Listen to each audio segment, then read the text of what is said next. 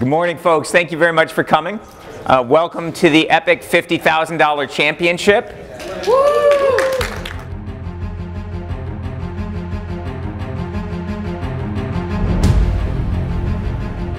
The Epic Championship is a series. We've got a $100,000 Epic Championship series, and that is between two events. We've got the Epic Championship, which we run at White Wizard Games Fair, and this features the Dark Draft and the full constructed formats, which we had 31 competitors competing for a prize purse of over $50,000 with a $15,000 first place prize.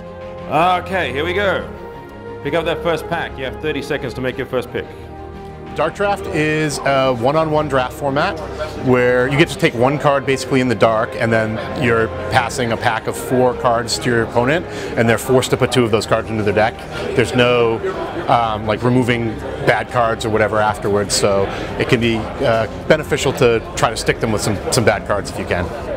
So in Dark Draft, in general, you want to take good cards like any other kind of draft, but more importantly, you want to pick cards that match up well against the things that you think that your opponent might have.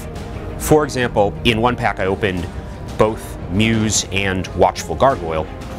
Muse is strictly a better card, but I had already drafted a Siren's Call in the draft, which is very good against Muse, and I knew that my opponent would take it if I passed it to him. So instead I took the Watchful Gargoyle, and in game 2, he attacked with his Muse. I played Watchful Gargoyle, drawing a card, went to block, he saved his Muse, and then later on in that game I used the Siren's Call to take control of it. This is a pretty basic Epic strategy, I think. I want a lot of zeros. Particularly, I find myself often wanting to be in a more aggressive stance, but then it's very hard to just 100% always do that, because sometimes there'll be a card that's just so powerful that you just say, well, regardless that this Thought Plucker is not an aggressive card, I guess I'm taking it.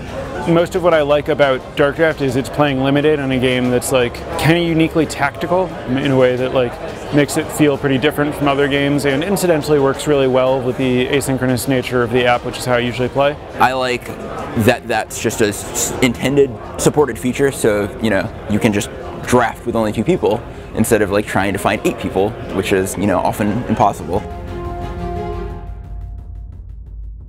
And players will return at 2:30 for round 4, and we'll be starting back with Constructed with 48 new Pantheon cards. I'm super excited. I am ecstatic. I'm so excited.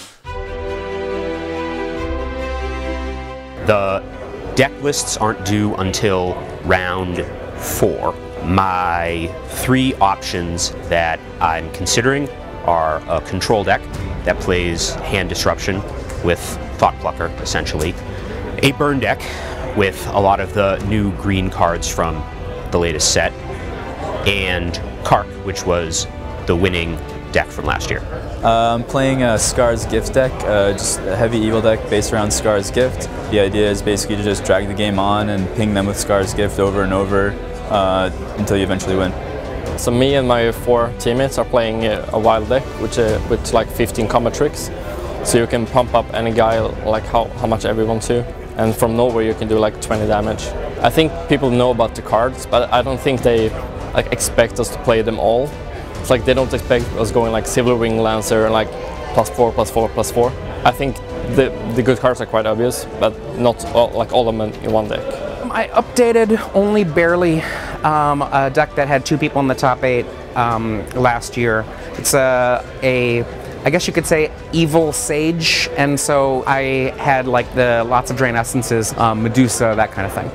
The important decisions in Epic start on turn 1. Because the cards are so powerful and both players have access to them, you're accumulating small advantages, and you need to pay attention because one wrong play could swing the entire game. I think my favorite thing about it is that it's just, and I think many people who are much more tournament style players, it's just so strategically deep. I just love it. It's just a great game. I think that's it. Wow. Congratulations, John.